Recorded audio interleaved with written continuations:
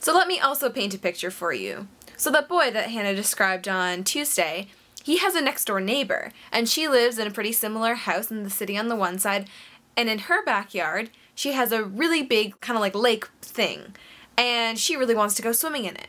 And so her mom says, well, like maybe one day when you're a little bit older and you're ready to go swimming, you can go swimming in the lake. But what does ready really mean? What means that she'll be ready to swim in the lake? Doesn't matter how old she is if she doesn't know how to swim, whether she's 17 or 45. If she's never been taught, then she'll still drown.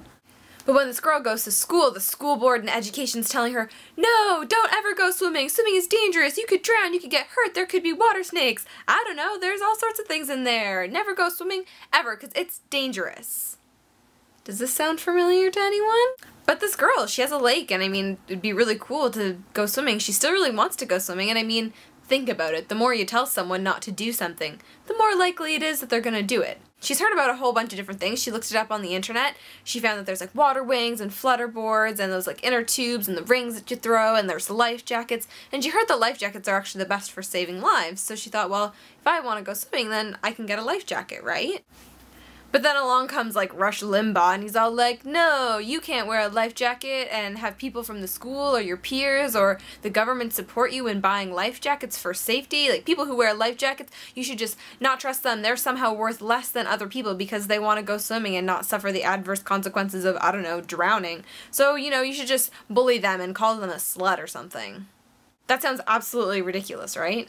Because if you want to teach a kid how to be safe while swimming, then you should probably tell them about different safety devices and teach them actually how to swim properly. I mean, like, you don't have to teach people how to have sex, but you can give them the proper mechanisms and give them the proper information to be able to do that safely. Comprehensive sex education is really great in that way, where it teaches people and gives them information on STIs and pregnancy and contraceptives and how to stop that and how to be safe and how to protect yourself. I mean, when it comes to contraceptives, I really don't see what the problem is with birth control pills. It's just hormones. If more women had access to birth control, then there would be less unwanted pregnancies and therefore less abortions.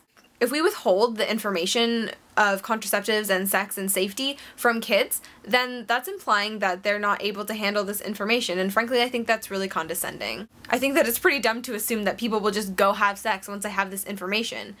If they do go and decide to have sex, at least they'll be able to do it without contracting like 10 million diseases. The inaccessibility of birth control, such as birth control pills or patches or NuvaRings, withholding that, it's oppressive and it's restrictive because it presumes that somebody else knows best for another person's body. It assumes that, you know, somebody else is more in tune or knows more about somebody else's body or knows what's best for them more than that person themselves. You would probably never tell a person who's taking an inner tube to take a life jacket instead, just because you like life jackets better when you're swimming. And you probably wouldn't tell somebody who's going swimming not to go swimming just because you don't really feel comfortable in the water. So I think that it's time that we accept a woman's ability to make a decision about her body when she's given the proper information on contraceptives and birth control and STIs and all that kind of stuff, and be able to trust her and know that she knows best for her and her body.